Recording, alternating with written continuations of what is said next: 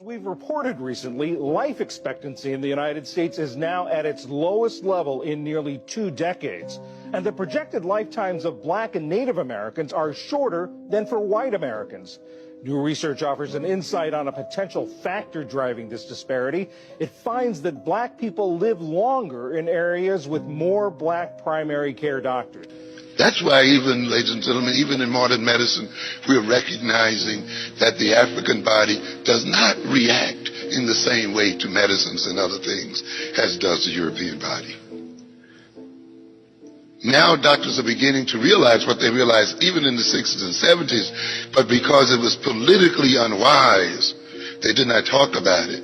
And that was the idea that you must take the ethnicity of the individual in mind if you're to give them the best medical treatment.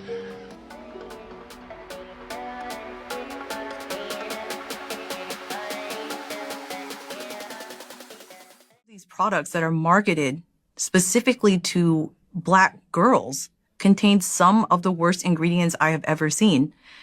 And I think it should be outlawed.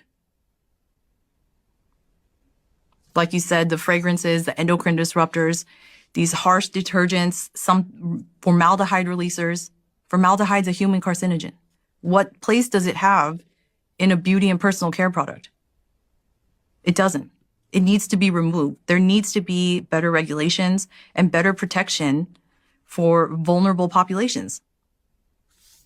I was doing some research and I looked at Harvard Health and it said 50% of products advertised to Black women contain endocrine disruptors, which are those disruptors that are going to impact their hormones, increase their chance of things like cancer, infertility, etc., compared to roughly 7% that are advertised to white women. And these endocrine disruptors can impact fertility and increase their chance of getting cancer. This is a very interesting video.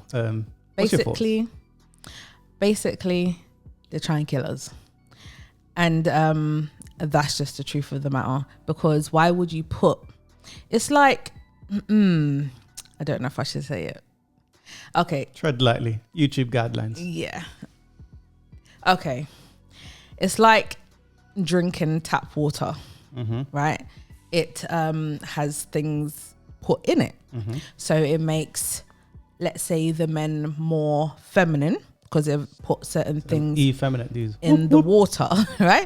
So that's an example. Or there's other things that is also in our toothpaste, for example, which we're not supposed to consume. So it's no different to this. So just like I'll go to the hair shop, you'll see loads of different ingredients. Half of them you can't even pronounce. But I hear you. Let me chime in for a second, right? If there wasn't a market for it, they wouldn't be able to sell it. So let's say brothers say to the sisters, we like you with your natural hair. You go, no, I want the European look. And I'm going to put hair on my head that's not the same texture as mine. So then if there wasn't a market for it, they wouldn't be able to sell it. But who put the market out there? Because if you think about it, back in the day... Hold on, women don't do shit for men, right? They do it for each other, right? So this is not a situation for the men. Exactly. Think about it. No, continue. I'm just saying that obviously it's all been a plan from the beginning, right? So yes, all the products, majority of the products that Black women use, and they know that we're going to use certain things, whatever, they choose to put certain things in that product to mess us up in some form of way. I agree. Right? So I'm saying the only way to stop that is for Black women to stop buying these products. No, I agree, but I'm saying about the market. Or they stop poisoning us. Okay. But I'm saying it's on autopilot though. It is on, but who started it in the beginning? So it wasn't, Black women didn't start it. It's just like, for example. But they're the consumers. Yes, we're the consumers, but we didn't start it. I'm saying it's over time, obviously, yes, it's now on autopilot, yes, because it's continued over a long period of time, but we didn't start it. So I'm just saying that whoever it was that started it, I'm trying to tread lightly in the things I say, but they obviously knew exactly what they was doing. There's lots of videos. There's actually lots of information about how it started, why it started. I'm not arguing the intentions of set people that do what they do, right? But what I'm saying is, if black women are the consumers of certain products, there is a market for it. So if you say, black women generally not into ratchet stuff, but you consume Love and Hip Hop, all those ratchet shows or whatever, right? What do you expect? If people wasn't watching it and entertaining it, the Sexy Red, the Megan Thee Stallions, these rappers, right?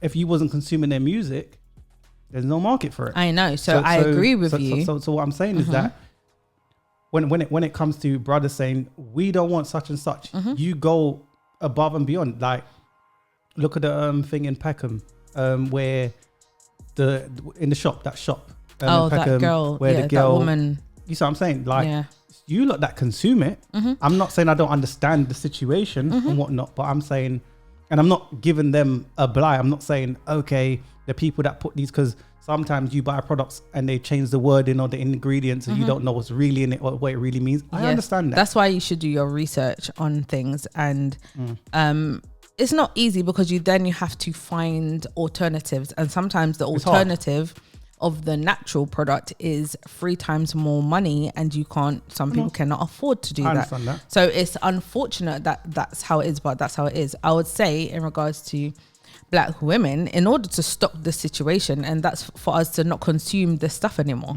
That's what can fix it, because like you said, there's a market for it. So if we stop buying it, then there will be no longer a market for it. But unfortunately, that's not going to happen. It's easier said than done. We've seen for years and years and years on end. It's just no different to eyelashes now, right? Exactly. Before, we just used to use mascara. Yeah. Now it's eyelashes or whatever. Obviously, eyelashes have been around for a long time. Caterpillar thing, right? But I'm saying the length of the eyelashes has increased and increased. Where it's meant to be an extension and of now your beauty. Everyone looks stupid, right? So when guys... You just offended half of the ratchet crowd. Half of the hyena clan. I don't care. That's my personal opinion. I think it looks stupid. I use mascara. I'm not saying I would never wear eyelashes. I'm not saying that. I have worn eyelashes, but I wear it to where it looks natural. I don't wear it to where it's like coming protruding out of my face, because I think it looks stupid. I think you look like an idiot. That's just the truth. That's what I think. So if you have a problem with that, that's your problem, because I'm sorry, that's my opinion. So fair enough. But it's very interesting. Sisters, I want to hear from you on this one. What's your thoughts about the products, the things that they do, the companies that sell you these things? I'm gonna call it the poison. Obviously this is a different kind of podcast today, but guys, what do you think? Share your thoughts in the comments below.